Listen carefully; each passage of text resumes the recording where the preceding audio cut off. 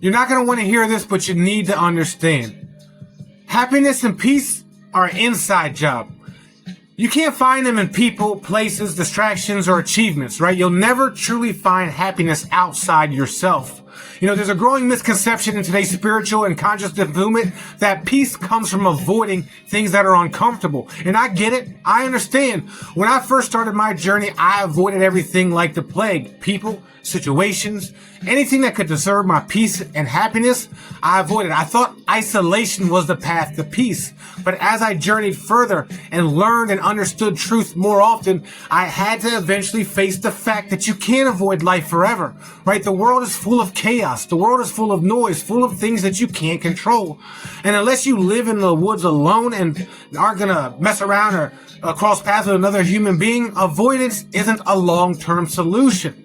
With avoidance, you end up missing the beauty in the chaos. You end up missing the opportunities that come out of the chaos. In fact, avoidance is giving your power away. This is saying that this external thing controls how I feel internally. And I don't know about you, but don't nobody control me but me. You know, when I finally understood that, everything shifted, right? I stopped running from chaos and started meeting it with my own peace. And something amazing happened.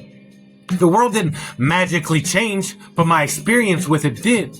Because when you build peace and happiness from within, it's like developing a force field around yourself. We call this in my circle the golden fleece or the golden light, the golden shield, right? Negativity can't stick to you. You can walk through the fire and not get burned, right? You can walk in the middle of chaos and stay centered. And you know what the best part about this is? Is that when you have peace, you can carry peace with you and you can give it to others. I do this on a daily basis. When I see somebody that looks stressed, overwhelmed, or defeated, right, I ask them, how are they doing? Right, I give them a small joke or a compliment, right? A little kindness, and suddenly the whole energy shifts, right? And the smile that they usually give back to me is priceless, right? It's something unmatchable. You know, I read a study not too long ago that the simple wave at the car as you're crossing the street and they give you the right of way, right, can ripple through their entire day, right? It's one tiny gesture, one connection. That's the power of having inner peace, because you can't give what you don't have. And avoidance is hiding from life, right? It's a sign that you haven't gotten pure peace yet. If we all avoided everything that made us uncomfortable, all of us would continue to get weaker, right? But that doesn't get us stronger. Growth doesn't come from hiding, right? Peace doesn't come from running, and happiness doesn't come from shutting the world out. Real peace, real happiness, real growth comes from the ability to stand in the world as it is and stay grounded.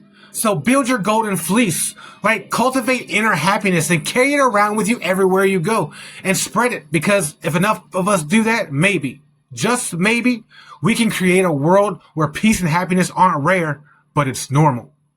Follow, like, and subscribe for more Bible and spiritual deep dives. Didn't believe in us, oh, but I know that